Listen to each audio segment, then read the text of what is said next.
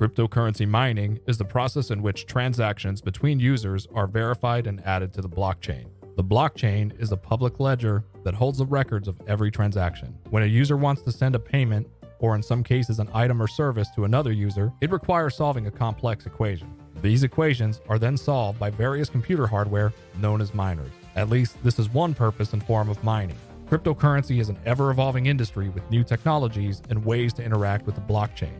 The point being that this is just the basics of crypto mining and not all-encompassing. A coin that can be mined is known as a proof-of-work coin. This is a term used in opposition of proof of stake, where transactions are validated by stakeholders. Stakeholders are people who own a certain amount of the currency and lock it in a wallet to validate transactions. While proof of stake is becoming more viable thanks to advances in technology, it is generally considered more vulnerable to what is known as a 51% attack. A 51% attack can be executed when a validator owns more than 50% of the total volume of the coin. This doesn't mean, however, that proof-of-work coins or mining isn't vulnerable as well. A mineable coin can suffer a 51% attack if someone controls more than 50% of the hash power. The hash power, better known as hash rate, is the measurement of the mining hardware's ability to complete equations. More exciting than that is that it is also the measurement of how much money a miner can potentially earn. The two most important metrics for mining are hash power and power consumption measured in watts. Mining hardware requires power, and power costs money. Depending on the miner's choice, this cost can be upfront in the case of solar or recurring in the case of buying from their power company. Either way, the goal is to keep your watts low and your hash rate high. Before investing into mining, you want to calculate both of these metrics. This brings us to mining hardware. There are currently 4 types of mining hardware: ASICs, GPU, CPU, and more recently, FPGA. ASICs stands for Application-Specific Integrated Circuit. ASICs are developed for a specific algorithm. Think of the algorithm as the language used to communicate between the miner and the blockchain. The most popular cryptocurrency mined with ASICs is Bitcoin. ASICs are typically the most efficient use of power versus hash rate. However, ASICs present unique challenges for miners as follows. ASICs will only mine one algorithm, meaning if the particular algorithm changes, the hardware becomes useless. Additionally, ASICs have no resale value, meaning when upgrading hardware in most cases, the miner will not be able to recoup any cost of the hardware. Finally, ASICs are primarily manufactured by one supplier. This presents a unique problem for both miners and the coins.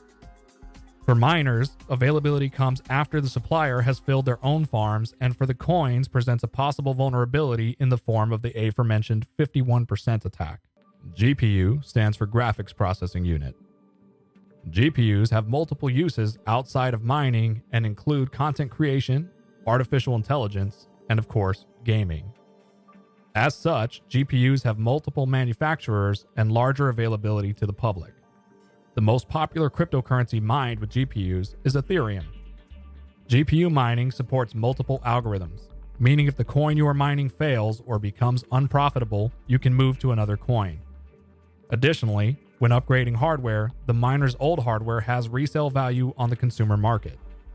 The downsides of GPU mining include need for additional hardware and software, along with a constantly moving market to stay educated on. CPU stands for Central Processing Unit and is utilized in almost all technological applications. This means that there are multiple manufacturers and greater consumer availability. The most popular coin mined with CPUs is Monero. CPU mining, like GPU mining, supports multiple algorithms. However, CPU mining presents unique problems for miners due to the amount of CPUs able to run per rig. Both space and additional hardware per rig means the ROI, or return on investment, is typically longer than other hardware. FPGA stands for Field Programmable Gate Array. FPGAs have multiple uses outside of mining but don't share the consumer availability of GPUs and CPUs. The FPGAs are a middle ground between ASICs and GPU-CPU mining. They support multiple algorithms, have resale value, and provide good efficiency. However, the barrier to entry is going to be the miner's knowledge of computers in general, That, along with the availability, deters a majority of miners. Every hardware option requires software to start hashing. Sometimes referred to as a miner, the software can be confused with the owner of the hardware. For this video, we will reference it as software. Each piece of hardware requires different types of software.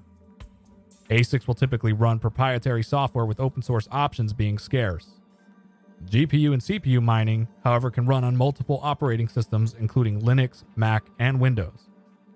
Most miners choose to use specially designed operating systems for mining including EthOS, HiveOS, and Simple Mining. When starting out, hobby miners will use Windows with easily obtainable software downloaded from places like GitHub. For more details on the specifics of how to mine, check the description. Mining requires a lot of hardware to complete the work sent from the blockchain. This brings us to pools. Another piece of software run by various miners to combine the hash power of multiple miners into one. When mining to a pool, the miner will submit shares. Shares are a portion of the work completed compared to the rest of the miners on the pool. The pool's goal is to find a block before another miner. Once found, the amount of crypto earned will be divided among the miners participating based on their shares.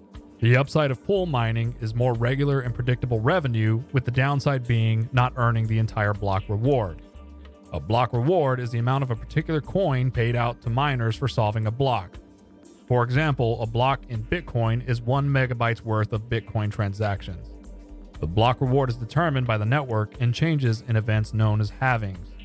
When the block halves, the reward is reduced, typically in half. This means miners must take into account changes in reward versus price of the coin itself. Once the miner has found a block or received a payout from the pool in the currency they are mining, they must exchange it for dirty fiat to cover operational costs. The primary cost of mining is power. So typically, miners will pull enough out to pay their power bill. To facilitate these transactions, miners use various exchanges depending on the region. An exchange is simply another piece of software utilized to convert cryptocurrencies between each other and fiat. Examples could be Coinbase, Crypto.com, and Binance. Thanks for watching. If you found the content helpful, consider leaving a like and subscribe below.